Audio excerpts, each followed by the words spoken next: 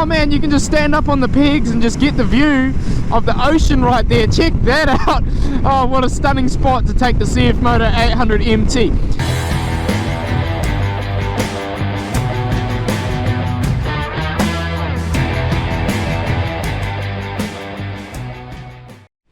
What is up YouTube? My name is Vinny and welcome to Road Blast Media. First I just want to say to all the subscribers and all that, I'm very sorry about the lack of videos and content lately. Things have just been super busy, but I really hope you enjoy this video today.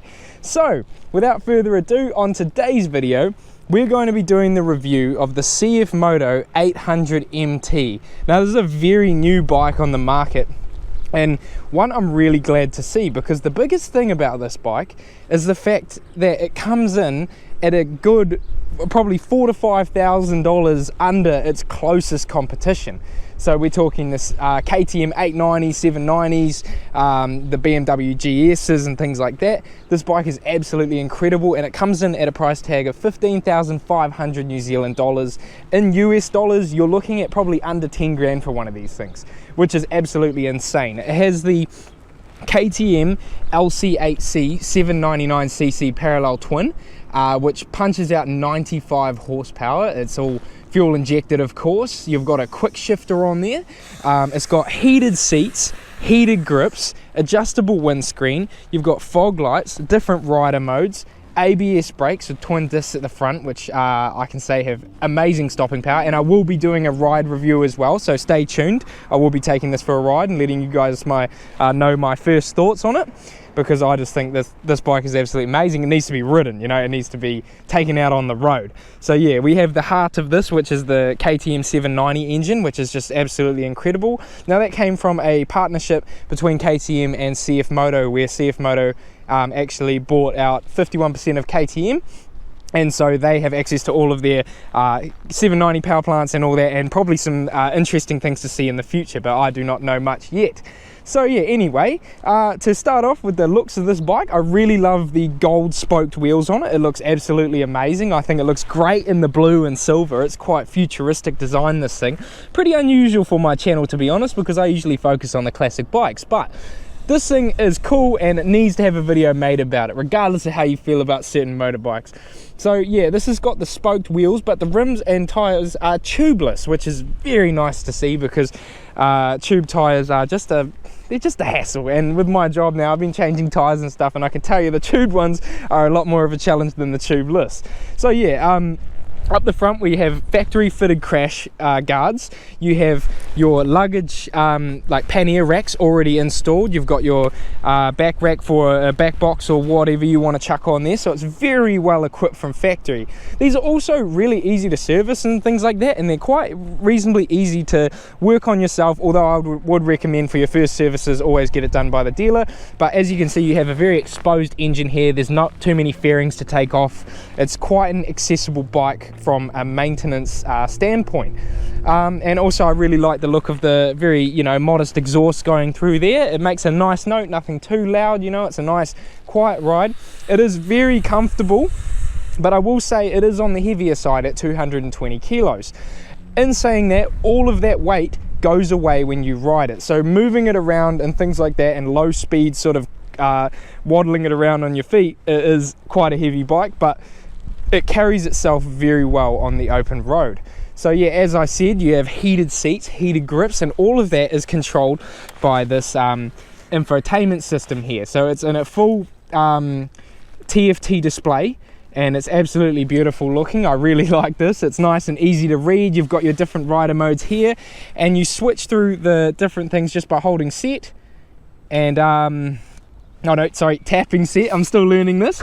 And then you hold the arrows to scroll through the different options, so you can connect your telephone, navigation, things like that. I'll pull up the settings menu, and then so you've got drive modes here, heated grips, heated seats, connections, info, you've got trip reset, brightness, units, you can change it from kilometers to miles per hour, all that cool stuff. Choose your language, time. Everything is very accessible and easy to use on this bike. As complicated as it looks, it's actually quite a modest little setup and very easy to use once you look at the owner's manual and things like that. You've got fog light control, cruise control, all that good stuff. Now this thing has all the bells and whistles you would find on a bike that's above $20,000.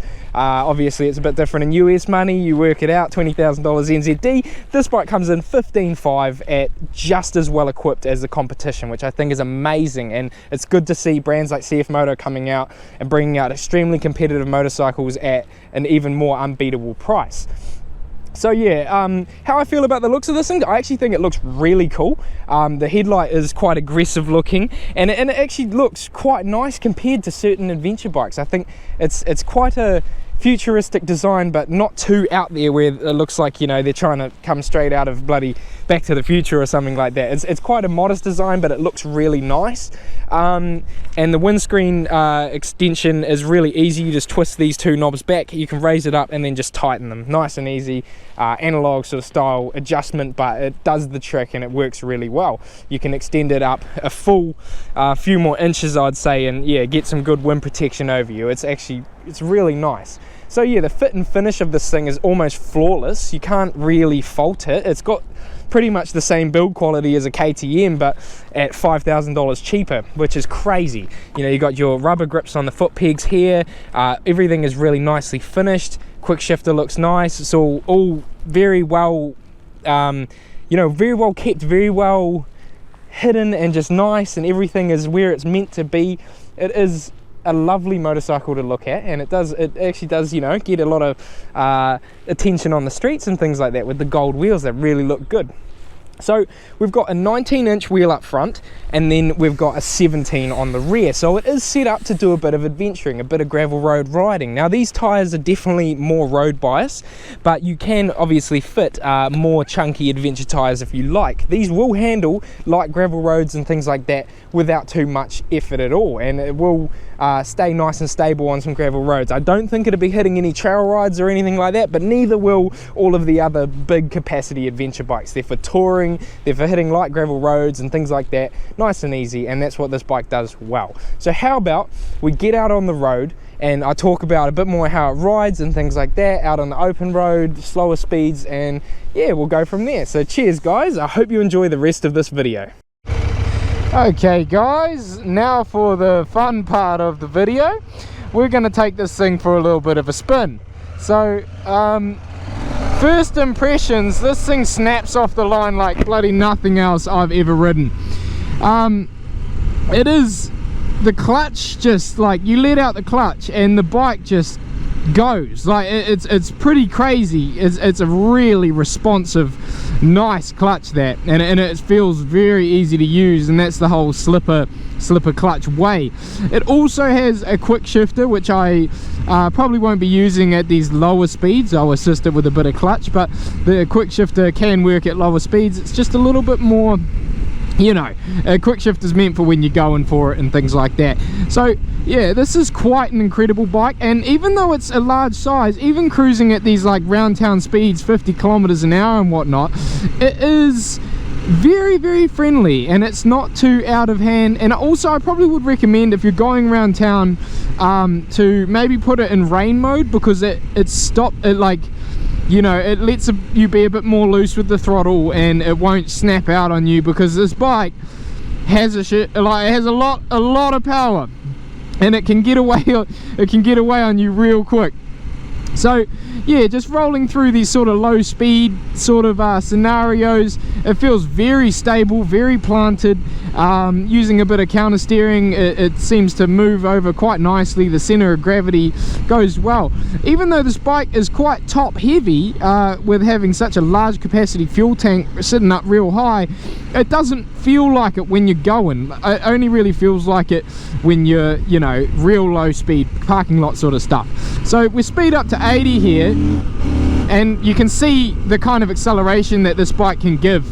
It is quite incredible. That wasn't even giving the throttle a quarter, and it just zipped straight up to 80, no worries at all. Sitting at 5th gear here, just cruising along nicely. This thing is quite honestly the most advanced bike that I have ever ridden in my entire life. It's got so much tech and so much good stuff on it. You know, the dash is just insanely easy to read. I've never had such a easy to read dash before, because most of my bikes are analog or a bit older, you know, so they're a little bit more outdated and things like that. So yeah, it's a bit, you know, it's a bit different to me, but it really it looks the part, and it's quite a nice finish there on the screen. I really like it. So the quick shifter bangs through gears, no worries at all. We'll do a little bit of a like down to third, and then we'll go quick shift. Yeah, it's quite insane, really. It's actually the first bike with a quick shifter that I've ridden as well. So yeah, no, this thing is quite honestly the best value for money you're gonna get for 15 grand, well 15.5 New Zealand dollars. It's really incredible and very well spec'd, super comfortable, I might add. It's got to be up the top for me as far as comfortable bikes go. The seat is nice and wide.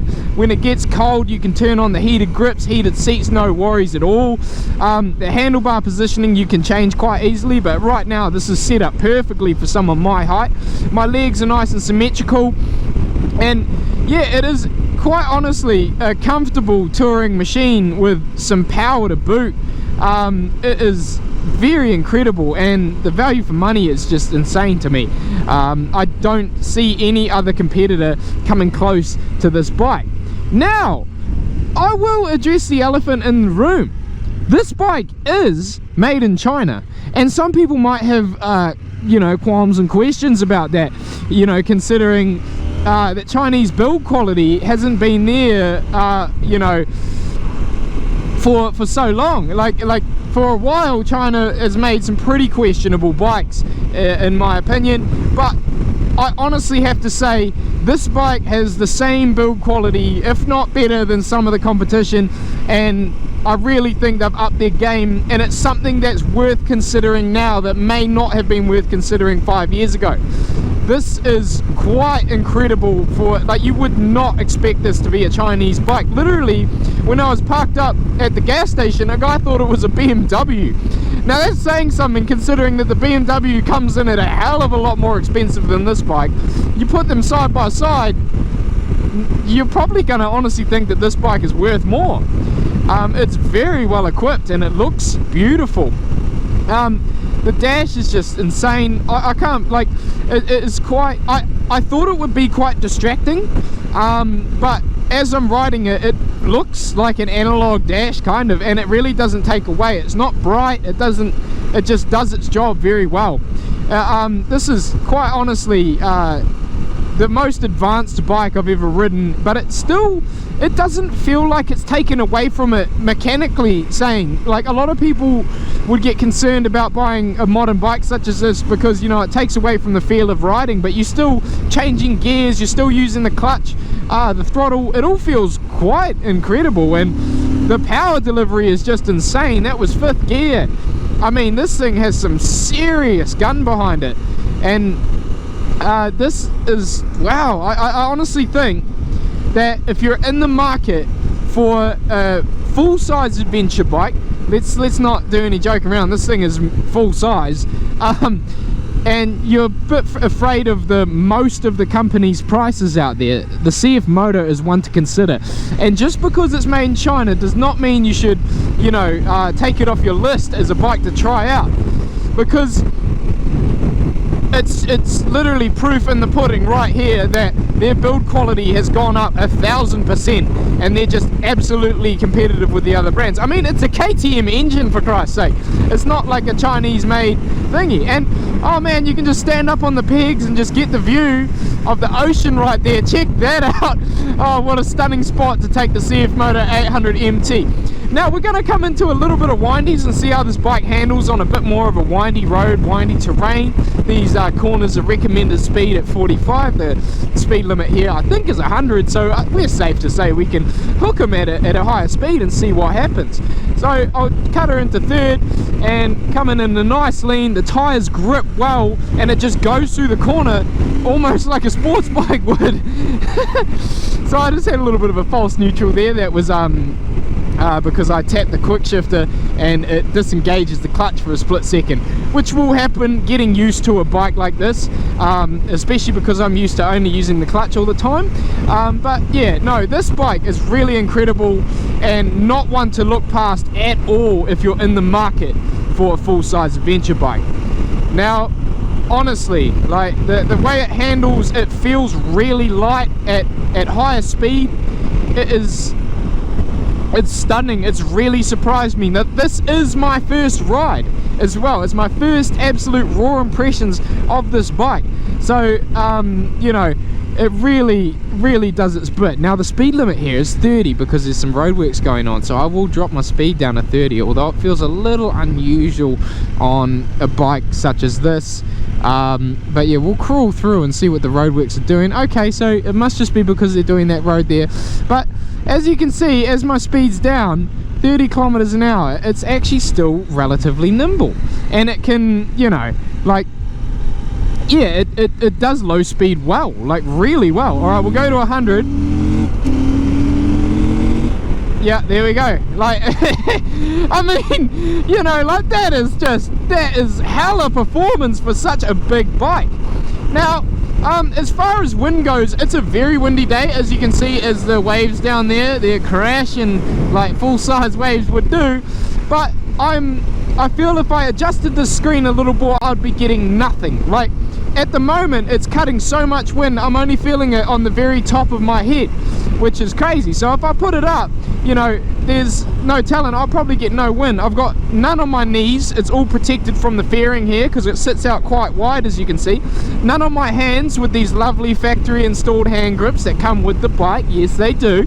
The mirrors are extremely easy to see. You're not getting a mirror full of elbow like you would on a sports bike or anything like that. You can see clearly behind you. They probably could do with a little bit of an adjustment, as this is my first ride, but they still do the trick very well. That is just incredible. That is just incredible performance from a parallel twin. KTM props, man. That 790 goes. So yeah, I mean, there's not much else I can say. It's got 95 horsepower, heated grips, heated seats. How Rolls Royce is that? But you know, it's got the TFT display, full color, you're easy to read, you've got your gears, fuel. It's actually very, like, it's reasonably good on gas, you know, as well, for such a powerful bike. Obviously, if you know, are reasonable with it and not too out of control on the throttle, you're going to get some good mileage out of this thing. Now, I almost filled it to the brim, not entirely, and the kilometers here are reading 335 kilometers out of a tank. It could probably go a bit more because of I didn't actually fill it all the way to the top, but yeah, no, like, as far as that looks, that's some good distance out of a tank, especially for a bike that makes nearly 100 horsepower. And yeah, I honestly think that for 15.5 New Zealand dollars, this is a steal, and get in while you can, because I think they're only going to go up. So they were 14.5, they have gone up a little bit, but it's still worth it, and it's still unbeatable pricing compared to the competition. So look past the fact that this bike is made in China. I honestly think that it's kind of where the world's going a little bit with the more affordable range, because not everybody can afford a 20-something thousand dollar bike, but they want a $20,000 bike, if you know what I mean. Like, people want bikes like this, high tech, you know, they got all the good stuff, it's going to look after you, it's going to be reliable, and you just didn't get that from China back in the day, but now you do, clear as day, you do. This thing is incredible. So as far as all the bikes that I have reviewed, this one is very different, and I still really like it. I am more of a classic bike man myself, but I like the way this thing rides. It makes me feel pretty alive. It's exhilarating, you know. It's a lovely bike, and it handles well, and just it behaves nicely. It doesn't give me that same raw feeling as a classic bike would, or like a classic styled bike, like sort of like the Royal Enfields I've been riding and things like that. But that's a niche market in itself, and this bike is as well. It's very futuristic, but ticks all the boxes as far as like a full-sized adventure tourer should. You know, it's really quite a formidable machine and one to look at. So I work at Colin Klein Motorcycles Oamaru. If you live in the area, feel free to come down and take this bad boy for a test ride. I'm sure you won't be disappointed, and get in quick because we only have 2 in stock. This is now what I would call the demo model, and we have a brand new one in store as well. So yeah, I really hope you enjoyed this video today, guys. I don't know what else I can say. Oh yeah, adjustable front suspension. But I kind of missed that one out, but oh well. Yeah, so I don't really know what else to say. This thing is quite honestly the best value for money you're gonna get for 15.5 grand New Zealand dollars, probably under 10 USD. You're just not, it's unbeatable, man. It's really unbeatable pricing for how much motorcycle you're getting. This is quite honestly the affordable Rolls Royce on 2 wheels. It is comfortable. I could take this thing on a 1,000-kilometer trip and just not even break a sweat, which, you know, is what people look for in a bike, especially, you know, riders who really do some miles. This thing would look after you every single mile. So yeah, thank you all for watching this video. If you enjoyed it and want to see more content from me, make sure to hit that like button and subscribe to the channel. Also check out Colin Klein Motorcycles if you're in Oamaru or surrounding areas. We'd always love a chat and say what up to old Vinny here, and Andy the boss man, and Anisha the office lady. But yeah, so yeah, thank you so much. This was a CF MOTO 800MT review. Really hope you enjoyed this video, guys.